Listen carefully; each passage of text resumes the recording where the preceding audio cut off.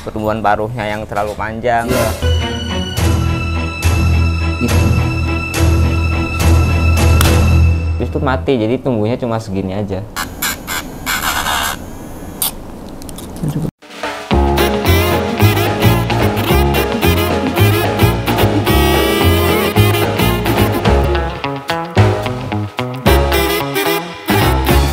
Diary Dr. Roy.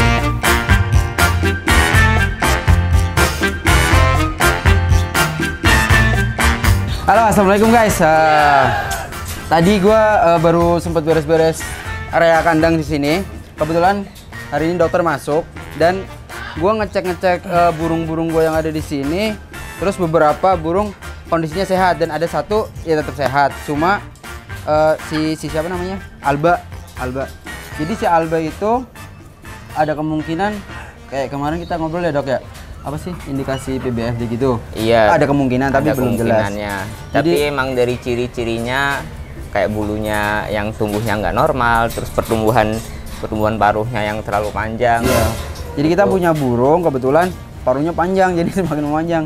Sering sih dalam beberapa bulan kita potongin, cuma ini konten beda deh. Biasanya kan kita main-main burung nih. Nah kali ini kita kayaknya treatment ya. Mau treatment lah, lebih ke kayak apa sih perawatan burung yang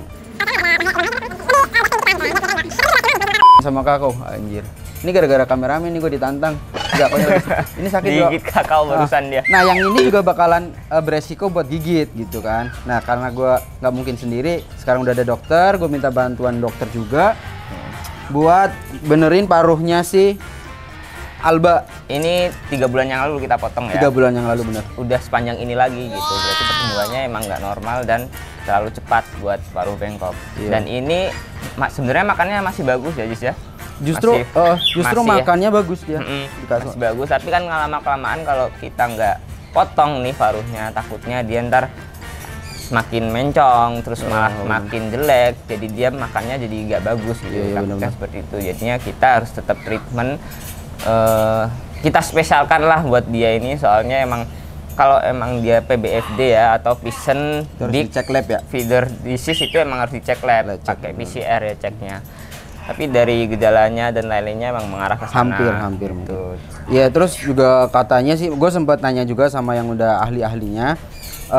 Beberapa burung ada yang punya kelainan seperti ini gitu. Terus kalau ini kan kendalanya kayak ini bulunya itu masih muda, tapi tiba-tiba udah copot gitu. Yeah. Dan gue sampai sekarang juga belum tahu apa sih ini jenis sakitnya gitu. Masih ngeraba-ngeraba gitu. Iya ini. Apalagi awal katanya botak ya? Iya, pertama sebelum dia handle sama gue itu dia tuh dipasang-pasangin dan mungkin karena di kandang itu kena apa-apa jadinya lebih copotnya itu gampang lagi gitu. Buat bulu-bulunya sih sekarang udah mendingan banget. Terus kalau makannya normal, dari segi apa sih kotorannya juga kayaknya dia normal ya. Termasuk sehat gitu, aktif juga dianya. Cuma emang paruh sih. Takutnya mungkin kalau panjang gini paruhnya itu ya dok, pembuluh darahnya semakin turun gitu. Nggak bisa juga? Bisa juga, makanya kita ntar potongnya hati-hati ya, jangan sampai terlalu dalam kena pembuluh darahnya. Ini kira-kira seberapa ya dipotongnya paling dok? Ini paling masih bisa normal dikit, yang ada batasnya itu. Yang ada batas ini ya, nah, oke lah. Nanti kita lihat aja ya. Yaudah, langsung kita proses ke ini aja.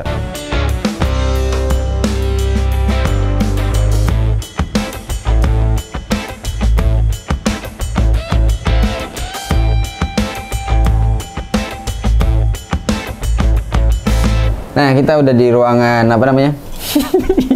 Megatank ya. Megatank, bro. Kita di Megatank. Karena nggak, ini kayaknya lebih aman gitu kalau teriak-teriak kan takutnya burung-burung yang lain juga itu kalau di dekat sana ya dok ya. Biar burung-burung yang lain juga nggak stres kan melihat dia di handling nantinya. Iya, makanya. Terus ini mungkin kalau dalam pengobatan dia bisa normal lagi gimana ya, mungkin harus di lab kali ya? Sebenarnya PBFD itu penyakit autoimun ya, jadi dia tuh menyerang imunitas tubuh dari hewan, dari burung tersebut. Jadi PBFD sebenarnya nggak mematikan PBFD-nya sendiri, jadi dia cuma merusak paru sama bulu. Bakteri gitu. Tapi itu termasuk bakteri. Nah, takutnya ada infeksi lain nih, penyakit lain. Kalau di manusia kayak HIV lah istilahnya. Jadi kalau HIV kan menurunkan imun nih, habis itu kena penyakit lainnya itu dari penyakit lain. Misal TBC-nya yang bikin parah. Nah, takutnya kayak gitu juga. Jadi waktu imunnya turun, dia ini turun, bisa kena penyakit lain. Iya, bisa juga dari mengganggu apa? Ini metabolisme. Iya, jadi kalau bulunya Fatal habis nih juga. ya kan, kalau botak kan bulunya habis, dia nggak bisa hangetin tubuh gitu kan, metabolisnya terganggu juga bisa bikin penyakit. Ini PBFD itu big ya, sesuai dengan namanya big and feeder disease. Jadi emang paruh dan bulu dia yang kenanya. Itu Ini indikasi paling kelihatan banget. Iya, paling kelihatan. Jadi ini lihat nih ada apa? Bulunya rusak ya kan. Ini mau tumbuh aja udah rontok lagi gitu. Nah, tapi kita nggak bisa diagnosa spesifik PBFD beneran, soalnya kan emang harus di lab dan di PCR tentang virusnya itu virus sebenarnya. Dan sebenarnya menular. Dan itu penyakit yang menular gitu, buat paruh bengkok yang lain gitu. Tapi kan di sini kita belum nemuin apa sih ini penyakit apa sih gitu. Karena emang dipelihara di sana, ditangkringin, nggak hampir, alhamdulillah sehat semuanya. Sehat gitu. semua dan terpisah-pisah. Mereka nggak bisa saling grooming, nggak bisa saling jilat-jilatan gitu. Bener. Jadi sebenarnya pun kalau buat perawatan paruh nih, di paruh bengkok itu harus kita lihat terus, bisa setahun sekali, bisa 6 bulan sekali gitu. Meskipun paruhnya itu sehat gitu, tapi kita harus lihat paruhnya. Kalau ada pertumbuhan yang nggak normal sedikit aja atau kepanjangan, kita harus melakukan perawatan gitu. Jadi kita kikir paruhnya biar kebentuk normalnya dia lagi. Atau kalau nggak dikasih itu dok, apa mainan biar dia gigit bisa kita kasih enrichment buat dia, buat gigitin terkikis secara alami gitu kan buat dia gitu. Nah, tapi kalau kasus-kasus yang spesial kayak dia ini tiap 3 bulan kita potong, ya udah kita harus potong gitu. Takutnya malah makin mencong, malah rahangnya ini udah permanen takutnya. Oh betul. Kan kalau mencong gitu, jadi kita harus lakukan treatment terus. Betul. Burung yang sehat pun kalau kita medical check up secara utuh nih, kita treatment dia buat bersihin kukunya, kikir kukunya, kikir paruhnya, itu perlu dilakukan. Soalnya kita nggak tahu ya nanti waktu pertumbuhannya jelek, terus dia nggak mau makan, terus terlanjur bengkok itu atau mencong tuh lebih fatal. Gitu. Kayak gini aja. Ya udah. Sebelumnya sih sebenarnya ini bukan mau menyiksa ya, nanti terlihat seperti menyiksa, enggak sebenarnya. Emang malah justru kita tuh membantu dia. Kita handling dia dengan legi artis, atau kita handling yang baik lah dengan, jadi kita nggak menyiksa dia. Dia juga nyaman, kita juga aman buat motong paruhnya. Kan ini juga bahaya juga kalau gigit, tadi gigit kakao aja sampai kayak gitu. Gigit kakao sengaja emang gitu. Oke, lanjut kita pegang. Halo sini, lihat sini. Ini Gading. emang agak-agak ya lumayan lah. Gua turunin dulu.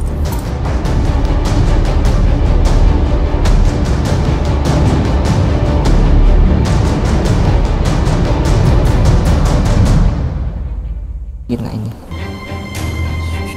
Itu sebatas itu.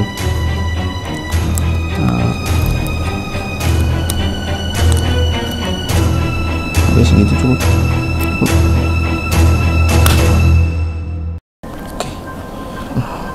Dia agak berdarah dikit. Emang kita harus ngambil segini itu.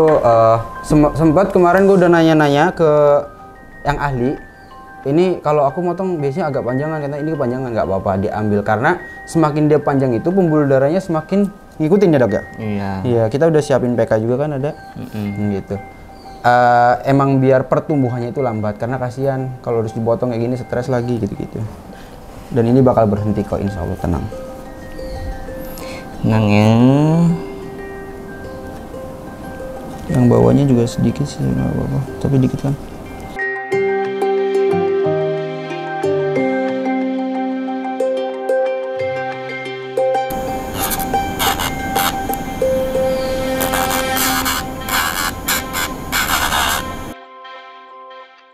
Paruh panjang ini kelainan atau emang penyakit gitu? Kelainan dari lahir.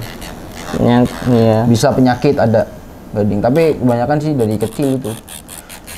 Mungkin gini, gara-gara kurang, ya udah ukuran agak muda, terus nggak ada tempat yang buat gigit-gigit gitu-gitu. Jadi dia tuh pertumbuhannya ya udah dibiarin gitu aja. Mungkin banyak hal sih.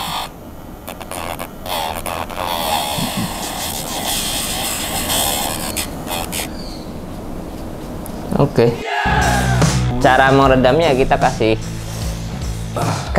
treatment ya kan, kasih gandungan biar dia gigit-gigit gitu. Lu ganteng banget. Aduh. Nah, itu dipotong sampai segitu. Before afternya segini. Bentar. Ini gadingnya ya, gading. Ya, dia tuh udah bisa joget-joget. Belalai gajahnya. Halo. Alhamdulillah terselesaikan dengan aman dan semoga cepet nggak stres, bukan cepet, biar nggak stres gitu. Nah, nanti selanjutnya mungkin tinggal bulu-bulu gimana ya biar bisa itu ya. Gue tuh pengennya di sini tuh ya udah sehat semua, mau apa lagi ya kan.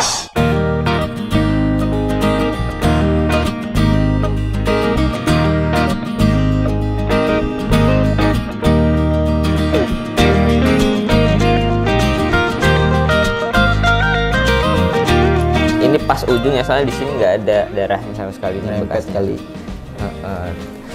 Tapi edukasi juga buat yang lain, takutnya ada yang punya burung asal potong gitu sampai pesek itu jangan ya, emang kita harus tahu pola batasnya gitu.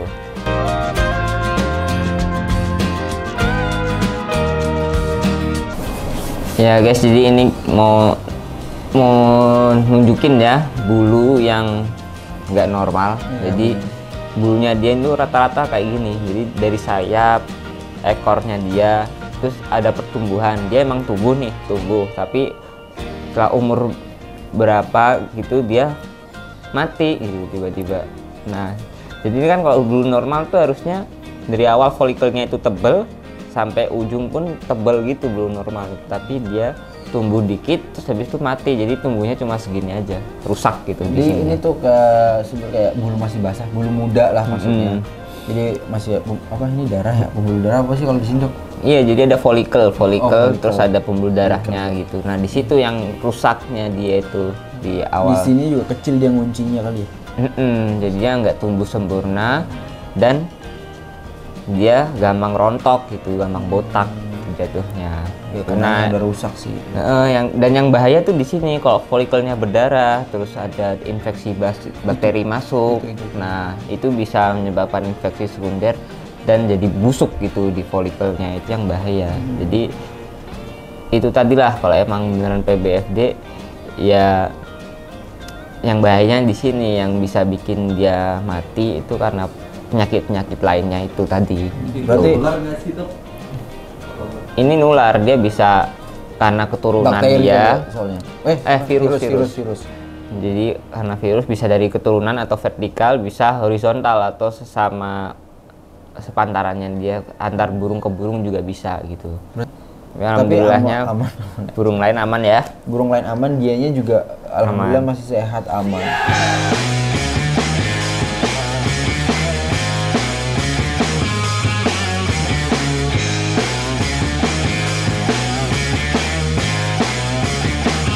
Ya, jadi vaksin yang buat burung ya? Ya, buat burung parrot itu belum ada di Indonesia gitu, belum masuk ke Indonesia.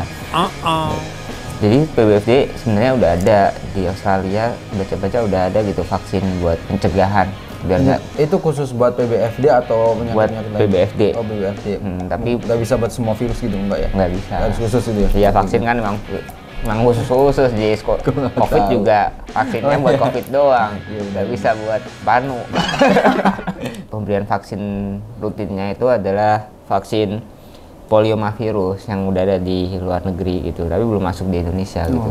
Dan vaksin PBFD pun itu kan dia dari kecil ya, pemberiannya itu 14 hari awal dikasih, terus diulang lagi sebulan lagi gitu. PBFD gitu kali ya? Kalau kucing kan 2 bulan ya. Oh, 2 bulan.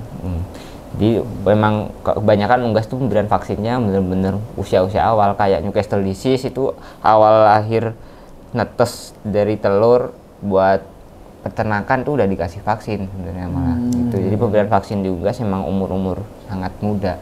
Gitu. Selama nggak menularkan itu yang paling bahaya. Oke lah, cukup. Oke, cukup sekian. See you next. Bye bye. Oke. Assalamualaikum.